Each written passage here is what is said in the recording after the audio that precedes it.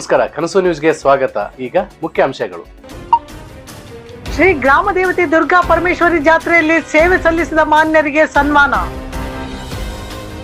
ಗ್ರಾಮ ದೇವತೆ ಶ್ರೀ ದುರ್ಗಾ ಪರಮೇಶ್ವರಿ ಜಾತ್ರಾ ಮಹೋತ್ಸವದ ಹಾಗೂ ರಥೋತ್ಸವದಲ್ಲಿ ಪಾಲ್ಗೊಂಡು ಸೇವೆ ಸಲ್ಲಿಸಿ ಯಶಸ್ವಿಗೊಳಿಸಿದ ಗಂಗಾವತಿಯ ಸರ್ಕಾರಿ, ಖಾಸಗಿ ಹಾಗೂ ನಗರದ ಪೊಲೀಸ್ ಠಾಣೆಯ ಅಧಿಕಾರಿಗಳು ಮತ್ತು ಹಿರಿಯ ಹಾಗೂ ಕಿರಿಯ ದೃಶ್ಯ ಮಾಧ್ಯಮ ಪತ್ರಿಕೆಯ ಸಂಪಾದಕರು ಹಾಗೂ ವರದಿಗಾರರಾದ ಪತ್ರಕರ್ತರಿಗೆ ಸಮೂಹ ಗೌರವ ಸನ್ಮಾನವನ್ನು ನಗರದ ಗಣ್ಯಮಾನ್ಯರು ಸೇರಿದಂತೆ ಗ್ರಾಮ ದೇವತೆ ಶ್ರೀ ದುರ್ಗಾದೇವಿಯ ಆರಾಧಕರಾದ HR ಶ್ರೀನಾಥ್, ವಿಧಾನ ಪರಿಷತ್ ಮಾಜಿ ಸದಸ್ಯರು, ಪರಣ್ಣ ಮುನವಳ್ಳಿ ಮಾಜಿ ಶಾಸಕರು, ಶಿವರಾಮೇಗೌಡರು ಮಾಜಿ ಸಂಸದರು, ಕಾಳಪ್ಪ ವಾಣಿಜ್ಯೋದ್ಯಮಿಗಳು, ಜೋಗದ ನಾರಾಯಣಪ್ಪ ನಾಯಕ್ ದುರ್ಗಾದೇವಿ ದೇವಸ್ಥಾನದ ಅಧ್ಯಕ್ಷರು, ವೀರಭದ್ರಪ್ಪ ನಾಯಕ್, ಹನುಮಂತಪ್ಪ ನಾಯಕ್, ಚನ್ನಬಸಯ್ಯ ಸ್ವಾಮಿ, ವಿ ಶ್ರೀಧರ್ ಕೇಸರಟ್ಟಿ, ಬಿಜೆಪಿ ಮುಖಂಡರು ಹಾಗೂ ಗಂಗಾವತಿಯ ಸುತ್ತಮುತ್ತಲಿನ ಗ್ರಾಮದ ಭಕ್ತಾದಿಗಳು ಹಾಗೂ ಗ್ರಾಮ ದೇವತೆ ಶ್ರೀ ದುರ್ಗಾದೇವಿ ವಿಶೇಷ ಮಹಿಳಾ ಮಂಡಳದ ಅಧ್ಯಕ್ಷರು, ಪದಾಧಿಕಾರಿಗಳು, ಗೀತಾ ವಿಕ್ರಮ್, ಅನ್ನಪೂರ್ಣ ಸಿಂಗ್, ರಾಧಾ ಹಾಗೂ ಮಹಿಳಾ ಸದಸ್ಯರು ಹಾಗೂ ರಮೇಶ್ ಗೌಳಿ, ದುರ್ಗಪ್ಪ, ದಳಪತಿ, ರೈತ ಮುಖಂಡರು ಹಾಗೂ ಭಕ್ತಾದಿಗಳು ಪಾಲ್ಗೊಂಡಿದ್ದರು.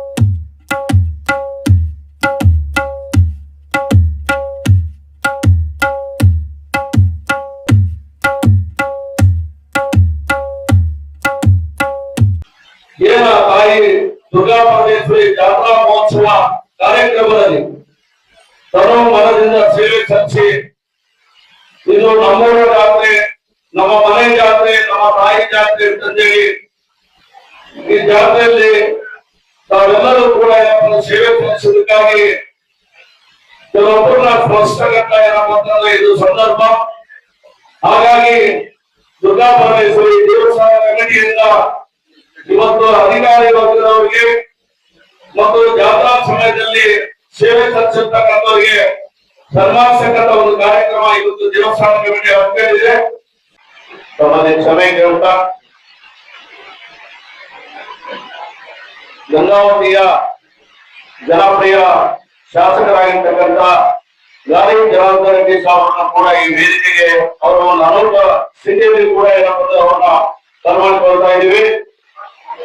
ಈ ಜಾತ್ರಾ ಮಹೋತ್ಸವ ಇಡೀ ನಾಡಿನಾದ್ಯಂತ ಏನಪ್ಪಂದ್ರೆ ಪ್ರಚಾರಗೊಳ್ಳೋದಕ್ಕೆ ನನ್ನ ಗಂಗಾವತಿ ಸಮುದಾಯದ ಎಲ್ಲ ಪತ್ರಿಕಾ ಮಿತ್ರರು, ಮಾಧ್ಯಮ ಮಿತ್ರರು, ವಿಡಿಯೋ ಚಾನಲ್, ಯೂಟ್ಯೂಬ್ ಮತ್ತು ಇನ್ಸ್ಟಾಗ್ರಾಮ್ ಮೂಲಕ ಏನಪ್ಪಂದ್ರೆ ಅತ್ಯಂತ ಏನಪ್ಪಾ ಅಂತಂದ್ರೆ ಕಾರ್ಯನಿರ್ವಹಿಸುವುದರ ಮೂಲಕ ಇಡೀ ಜಾತ್ರೆಯ ಸಂಭ್ರಮವನ್ನು ಇಡೀ ನಾಡಿಗೆ ಸಾಧಿಸತಕ್ಕಂತ ಎಲ್ಲ ಮಾಧ್ಯಮದ ಮಿತ್ರರನ್ನು ಕೂಡ ಏನಪ್ಪಾ ಅಂತಂದ್ರೆ ಈ ವೇದಿಕೆಗೆ ತುಂಬುವುದನ್ನು ಸ್ವಾಗತ ಮಾಡಿಕೊಳ್ತಾ, ಅದೇ ರೀತಿ ಅವರು ಈ ವೇದಿಕೆಯಲ್ಲಿರ್ತಕ್ಕಂಥ ಎಲ್ಲರೂ ಹಿರಿಯರೇ ದಯಮಾಡಿ ಕ್ಷಮೆ ಇರಲಿ. ಎಲ್ಲರನ್ನೂ ಕೂಡ ತಾಯಿಯಿಂದ ನಿಶ್ಚಿತವಾಗಿ ಒಂದು ನಿಮಿಷ ಮೌನಾಚರಣೆ ಕಾರ್ಯಕ್ರಮವನ್ನ ನಾವು ಮುಂದಿನ ಅಧಿಕಾರು ಸಾಗಿನಲ್ಲಿ ಪೀಠದ ಶಾಖಾಪೀಠದ ಶ್ರೀಗಳಿಗೆ ಅವರು ದೈವದ ವೇದಿಕೆ ಆದ್ದರಿಂದ ಒಂದು ನಿಮಿಷ ಮೌನಾಚರಣೆ ಮಾಡಬೇಕು ಇದ್ದೇವೆ.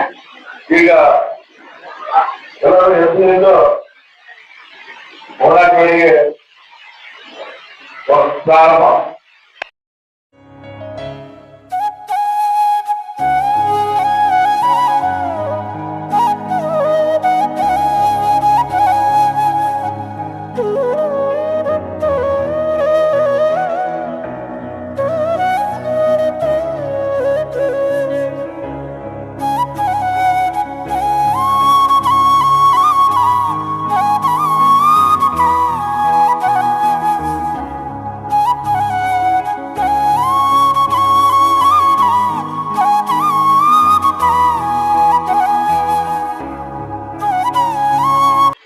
ಚನ್ನಬಸವನ ಪಾದಗಳಿಗೆ ನಮಸ್ಕರಿಸುತ್ತಾ ನಮ್ಮೆಲ್ಲರ ಹಿರಿಯರು, ಆತ್ಮೀಯರು, ಮಾರ್ಗದರ್ಶಕರಾಗಿರುವಂತಹ ಎಚ್ ಡಿ ರಾಮಚಂದ್ರಯ್ಯವರನ್ನು ಸಹಿತ ಈ ಒಂದು ಸಭೆಯಲ್ಲಿ ನೆನಪು ಮಾಡಿಕೊಳ್ಳಬೇಕಾಗ್ತದೆ.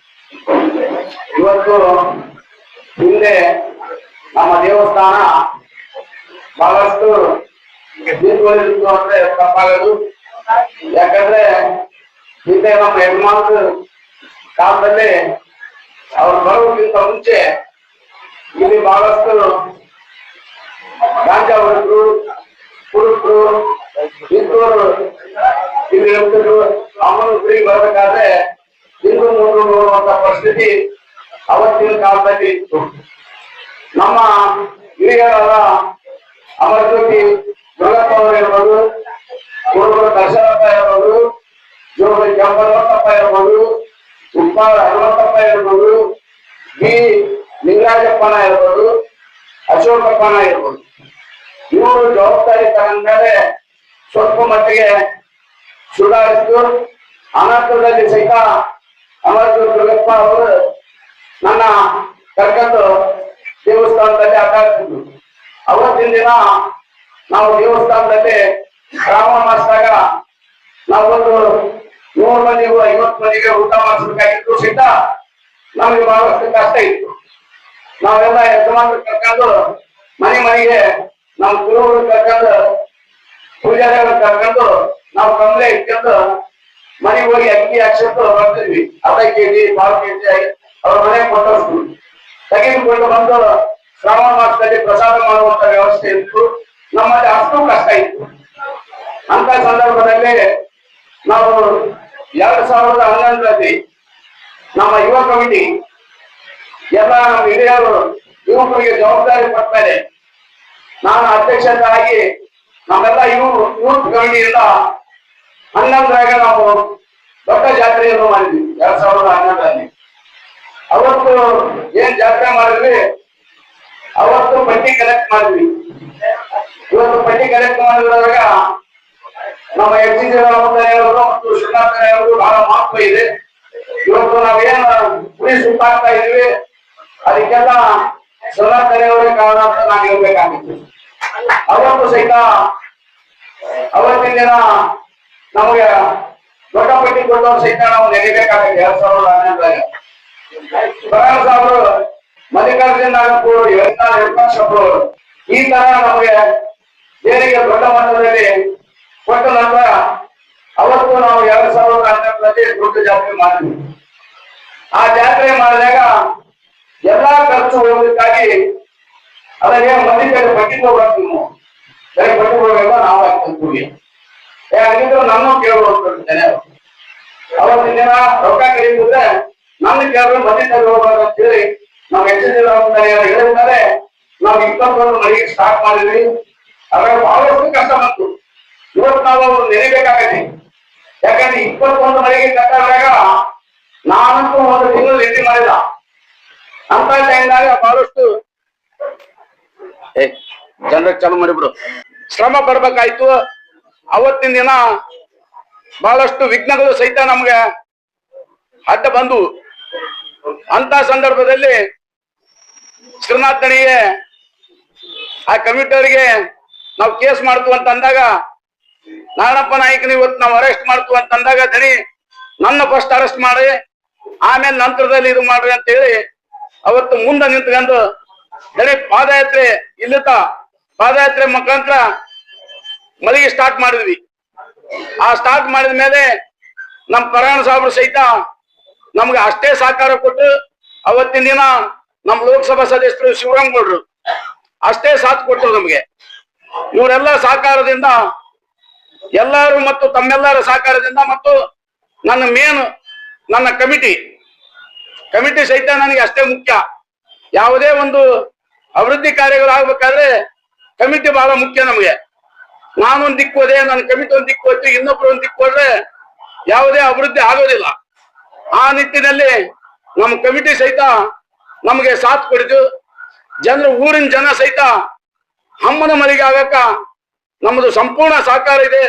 ನಾವೆಲ್ಲ ನಿಂತ್ಕೊಂತೀವಿ, ಅಮ್ಮನ ಮನೆಗೆ ಆಗಬೇಕು, ಅಮ್ಮ ಡೆವಲಪ್ ಆಗಬೇಕು ಅಂತ ವಿಚಾರದಲ್ಲಿ ಇಡೀ ಊರಿನ ಜನ ಸಹಕಾರ ಮಾಡಿದ್ರು. ಇವತ್ತು ಜಾತಿ ಭೇದ ಮರೆತು ಅಂತ ಸಂದರ್ಭದಲ್ಲಿ ಇವತ್ತು ನಾವು 21 ಮನೆಗೆ ಕಟ್ಟಿದ್ವಿ. 21 ಮನೆಗೆ ಕಟ್ಟಿದ ಮೇಲೆ ನಾವು ತೇರು ಸಹಿತ ಪ್ರಾರಂಭ ಮಾಡ್ಬೇಕಾಯ್ತು. ತೇರು ಮಾಡ್ಬೇಕಾದ್ರೆ ಸಹಿತ ಕೆಲವೊಂದು ಸಮಸ್ಯೆಗಳು ಬಂದವು ನಮ್ಗೆ. ಯಾಕಂದ್ರೆ ತಾತನು ಜಾತ್ರೆ ಆದ ಮರುದಿನನೇ ಅಮ್ಮನ ಜಾತ್ರೆ ಆಗೋದ್ರಿಂದ ಎರಡೂ ಸಮಸ್ಯೆ ಆಕತ್ತಂಬ ಒಂದರಲ್ಲಿ ನಾವು ಮತ್ತು ಅವರು ಎಲ್ಲರೂ ಇದ್ವಿ. ಅಂತ ಸಂದರ್ಭದಲ್ಲಿ ಅಮ್ಮ ಮತ್ತು ತಾತ ಇವೆರಡಕ್ಕೂ ಗೊಂದಲ ಆಗದೆ ಎಲ್ಲವನ್ನು ನಿವಾರಿಸಿದ್ಲು. ಇವತ್ತು ತೇರು ಸಹಿತ ಆಯ್ತು.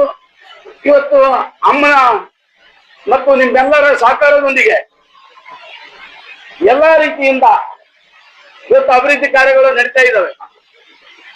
ಇವತ್ತು ಅಭಿವೃದ್ಧಿ ಕಾರ್ಯಗಳು ನಡೀಬೇಕಾದ್ರೆ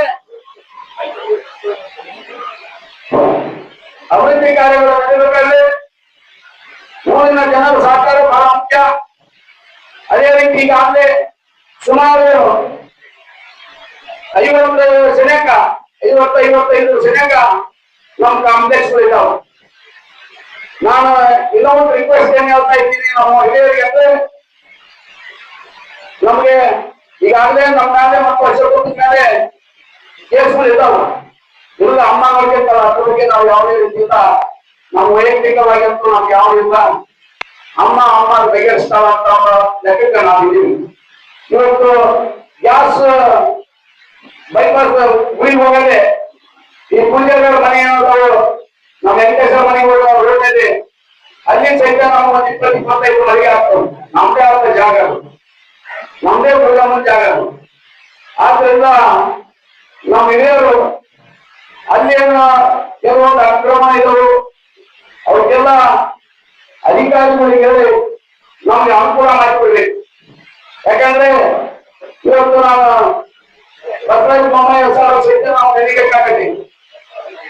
ಅವತ್ತಿನ ದಿನ ನಮ್ಮ ಕರ್ನಾಟಕ ಬಂದಾಗ ನಮ್ಮ ರಾಜ್ಯದ ಮುಖ್ಯಮಂತ್ರಿಗಳು ಆನಂದ್ ಸಿಂಗ್ ನಮ್ಮ ಉಸ್ತುವಾರಿ ಮಂತ್ರಿಗಳು ನಾವೆಲ್ಲ ಹೋಗಿ ಬಂದಾಗ ನಮ್ಮ ಬರಣ ಸಾಹೇಬರು ಮುಖ್ಯಮಂತ್ರಿ ಸರ್ ಹೇಳಿ ಅವ್ರ ಏನಿದ್ರು ದೇವಸ್ಥಾನಕ್ಕೆ ಯಾವುದೇ ರೀತಿಯಿಂದ ಕರೆ ಅಂತ ಹೇಳಿ ಮುಖ್ಯಮಂತ್ರಿ ಡಿಸಿಗೆ ಮತ್ತು ಎಸ್ ಪಿ ಹೇಳಿದಾಗ ನಮ್ಗೆ ಅನುಕೂಲ ಆಗಿರು.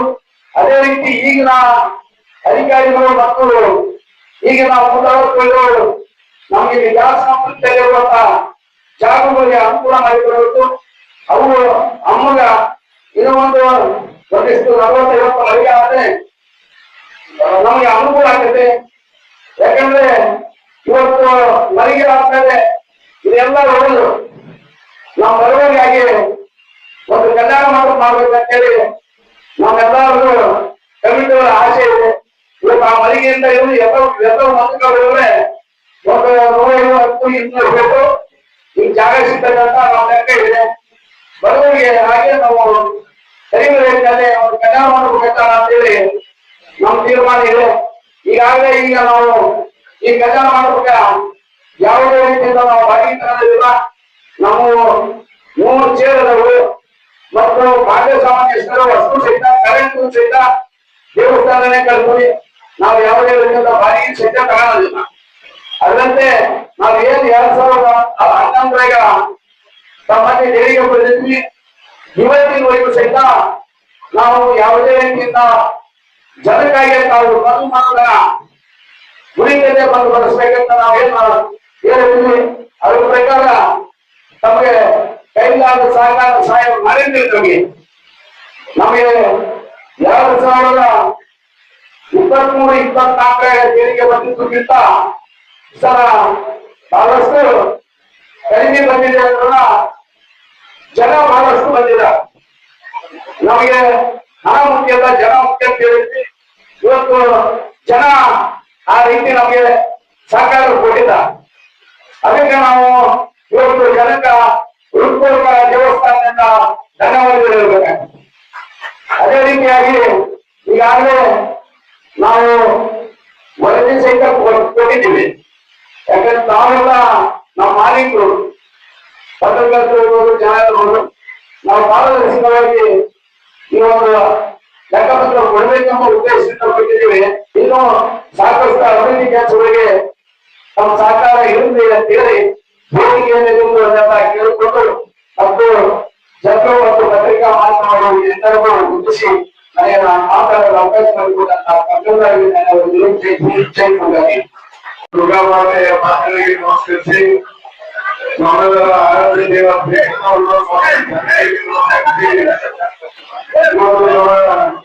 ದುರ್ಗಾದೇವಿ ಗಂಟೆಯ ಸದಸ್ಯರು ವಿಶೇಷವಾಗಿ ಬಹಳ ಮಹತ್ವವಾದಂತಹ ಪವಿತ್ರವಾದಂತಹ ಕಾರ್ಯವನ್ನು ಮಾಡ್ತಿದ್ದಾರೆ ಎಂಬಂತ ಮಾತನ್ನ ಬಹಳ ಹೆಮ್ಮೆಯಿಂದ ನಾವು ಹೇಳಲಿಕ್ಕೆ ಬಯಸ್ತಾ ಇದ್ದೀವಿ.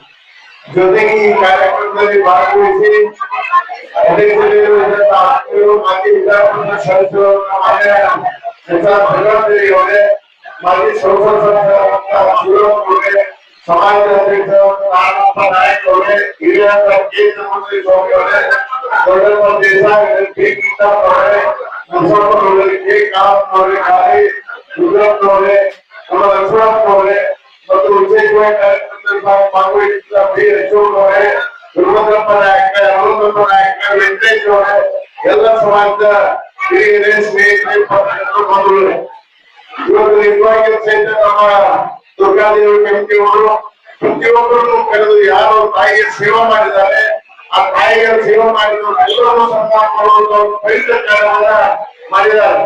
ಜನರಲ್ಲಿ ಹೆಂಗಿರ್ತದಂದ್ರೆ ನೋಡಿ, ನೀವು ಶಾಲ್ ಹಾಕುವುದು ಆ ತಾಯಿ ಆಶೀರ್ವಾದವನ್ನು ಎಲ್ಲರಿಗೂ ಕೊಡ್ತಿದ್ರಲ್ಲ, ಅದು ಮಹತ್ವವಾದದ್ದು ನಮ್ಮ ಈ ಸಂದರ್ಭದಲ್ಲಿ ಹೇಳಬೇಕಾಗ್ತದೆ.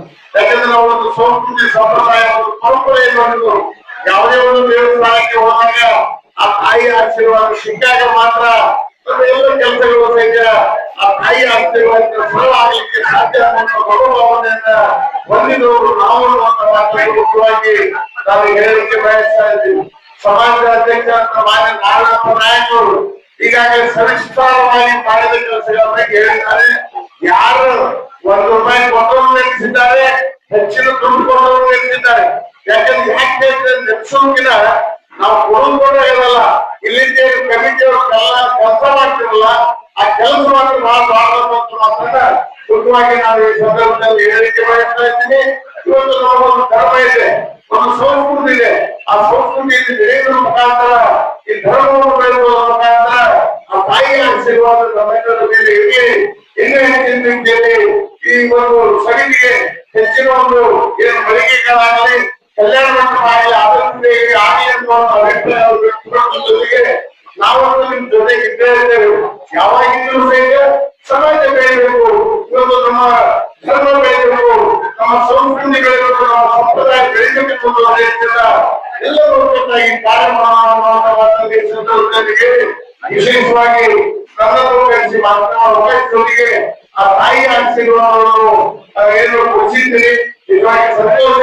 ಮತ್ತು ಅತಿ ಹೆಚ್ಚಾಗಿ 18, 19, 20, 21 4 ದಿವಸ ಡಿಸೆಂಬರ್, ಅದೇ ರೀತಿಯಲ್ಲಿ ಜನವರಿ 3ನೇ ತಾರೀಕಿಗೆ ತಾಯಿಯ ಒಂದು ರಥೋತ್ಸವ ಕಾರ್ಯಕ್ರಮ ನಡೆದಿದ್ದು ನಮ್ಮಲ್ಲಿ ನೋಡಿ ಹೆಮ್ಮೆಯ ಸಂಗತಿಯನ್ನು ಹೇಳಿ ವಿಶೇಷವಾಗಿ ಎಲ್ಲರಿಗೂ ಸಮಿತಿಯ ಅಧ್ಯಕ್ಷರಿಗೆ ಎಲ್ಲ ಸದಸ್ಯರಿಗೆ ವಿಶೇಷವಾದಂತಹ ಅಭಿನಂದನೆಗಳನ್ನು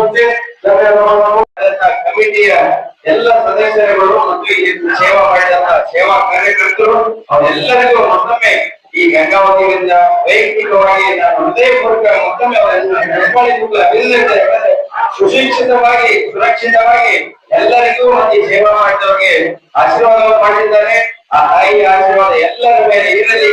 ಆ ಜೊತೆಗೆ ಈಗೇನು ನಡೀತಾ ಇದೆ ಡ್ಯಾಮೇಜ್ ಕೆಲಸ, ಈ ತಾತನ ಆಶೀರ್ವಾದದಿಂದ ಮತ್ತು ಗೌಶೇಶ್ವರ ತಾತ ಆಶೀರ್ವಾದದಿಂದ, ದುರ್ಗಾದೇವಿ ಆಶೀರ್ವಾದದಿಂದ ಸತತವಾಗಿ ಅದೇ ಆ ಕೆಲಸ ಮುಗಿಲಿ. ಆ ಮಳೆಗಾಲ ಬರೋದಕ್ಕಿಂತ ಮೊದಲು ಆ ಡ್ಯಾಮ್ ಫುಲ್ ಆಗಿ ಪ್ರತಿ ಬೆಳೆ 2 ಬೆಳೆ ಬರುವಂತೆ ಆಗಲಿ, ಆ ಬೆಳೆ ಒಳ್ಳೆ ಬೆಳೆ ಬರುವಂತೆ ಆಗಲಿ ಅನ್ನುವಂತ ನನಗೆ ಮಾತಾಡಲಿಕ್ಕೆ ಅವಕಾಶ ಮಾಡಿಕೊಡಂತ ಎಲ್ಲರಿಗೂ ಈ ಕಮಿಟಿಯವರೆಲ್ಲರಿಗೂ ಮತ್ತೊಮ್ಮೆ ಹೃದಯಪೂರ್ವಕ ಅಭಿನಂದನೆ ಸಲ್ಲಿಸುತ್ತೇನೆ.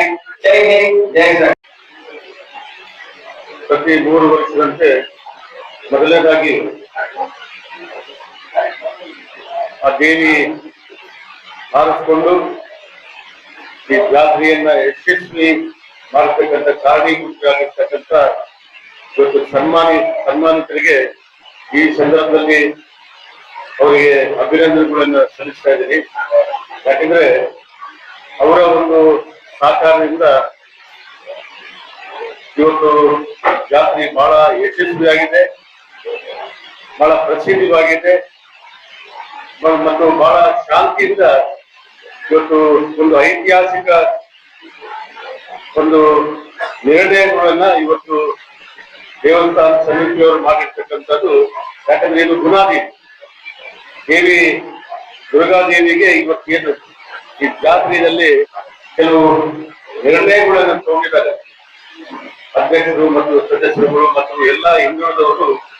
ಇವತ್ತು ತಾತನ ಜಾತ್ರೆ ಜೊತೆಗೆ ದುರ್ಗಾದೇವಿ ಜೊತೆ ಇಬ್ಬರು 2 ಜಾತ್ರೆಗಳನ್ನ ವೈಭವ ಮಾಡಿರ್ತಕ್ಕಂಥ ಕೆಲಸ ಇವತ್ತು ಇಡೀ ಗಂಗಾವತಿ ಜನರ ಮೇಲೆ ಒಂದು ಜವಾಬ್ದಾರಿ ಬಂದಿದೆ. ಮತ್ತು ಯಶಸ್ವಿಯಾಗಿ ಇವು 2 ಜಾತ್ರೆಗಳನ್ನ ಬಹಳ ಸುಂದರವಾಗಿ ಬಹಳ ಅಚ್ಚುಕಟ್ಟುವಾಗಿ ಇವತ್ತು ಈ ಜಾತ್ರೆಯನ್ನ ನಡೆಸಿದ್ದಾರೆ. ಅದರಿಂದ ಇವತ್ತು ಅಧ್ಯಕ್ಷರಾದಂತಹ ನಾರಾಯಣಪ್ಪನವರಿಗೆ ಮತ್ತು ಸಮಿತಿಯ ಎಲ್ಲಾ ಸದಸ್ಯರು ಕೂಡ ಒಂದು ಅಭಿನಂದನೆಗಳನ್ನು ಸಲ್ಲಿಸ್ತಾ ಇದೆ. ಯಾಕಂದ್ರೆ ಎಲ್ಲಿ ಒಂದೊಂದು ತಪ್ಪಾಗಿಲ್ಲ. ಇವತ್ತು ಕಾನೂನು ಚೌಕಟ್ಟಿನಲ್ಲಿ ಇವತ್ತು ಜಾತ್ರೆಗಳನ್ನು ಮಾಡಿರ್ತಕ್ಕಂಥದ್ದು ಬಹಳ ದೊಡ್ಡ ಐತಿಹಾಸಿಕ ಕೆಲಸ. ಯಾಕಂದ್ರೆ ಇವತ್ತು ಹಳ್ಳಿಗಳಲ್ಲಿ ಬಹಳ ಭಿನ್ನಾಭಿಪ್ರಾಯಗಳಿಂದ ಜಾತಿಗಳು ನಡೀತಾರೆ.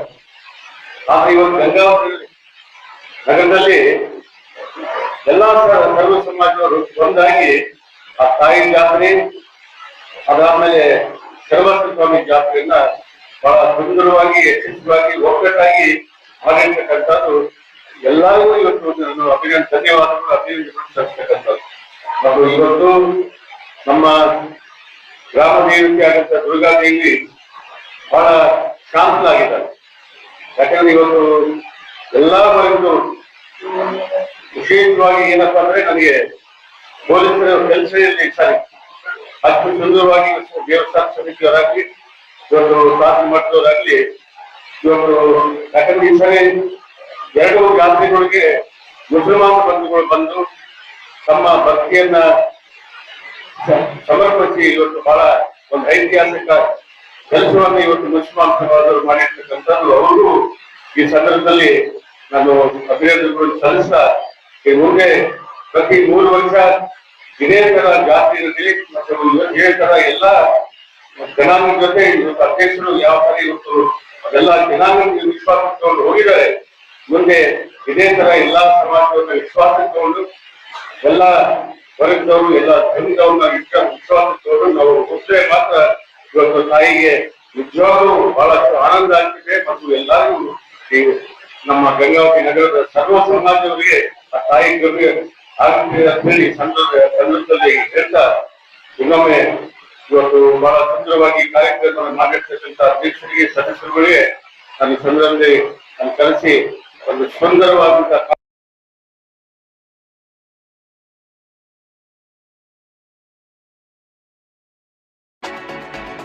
ನಮ್ಮ ಚಾನೆಲ್ಗೆ ಸಬ್ಸ್ಕ್ರೈಬ್ ಆಗಿಲ್ಲವಾದರೆ ಈಗಲೇ ಸಬ್ಸ್ಕ್ರೈಬ್ ಮಾಡಿಕೊಳ್ಳಿ. ಹಾಗೆ ಬೆಲ್ ಐಕನ್ ಮಾಡಿ, ಲೈಕ್ ಮಾಡಿ, ಶೇರ್ ಮಾಡಿ. ನಿಮ್ಮ ಭೇಟಿ ಮುಂದಿನ ವರದಿಯೊಂದಿಗೆ. ನೋಡ್ತಾ ಇರಿ ಕನಸು ನ್ಯೂಸ್ ಗಂಗಾವತಿ.